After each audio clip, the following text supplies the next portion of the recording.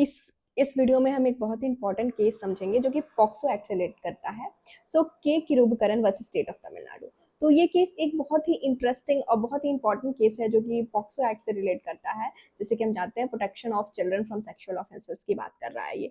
तो basically case का background ये है कि जो किरुबकरन पर जो basically section 6 of POCSO act और सेक्शन 366 ऑफ आईपीसी एक्ट के तहत जो केस था, मतलब पहले उस पर आरोप था कि उसने माइनर के साथ जो है सेक्सुअल ऑफेंस किया है और उससे जबरदस्ती शादी के लिए भी ले गया है।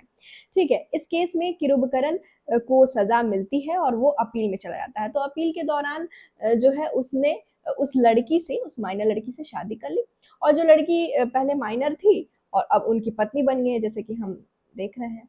और उन दोनों के बीच में एक बच्चा भी होता है शादी के बाद। तो Tamil Nadu state legal services authority ने ये भी कहा कि जो कंफर्म किया बेसिकली ऐसे कि वो दोनों जो है कपल एक खुशहाल जिंदगी जो है वो जी रहे हैं। तो इसके बाद विक्टिम ने एफिडेविट में अप्लाई किया कि वो किरुबकरन है उसके साथ पीसफुली रहना चाहती हैं, खुश हैं और उन पे वो निर्भर हैं। ठीक।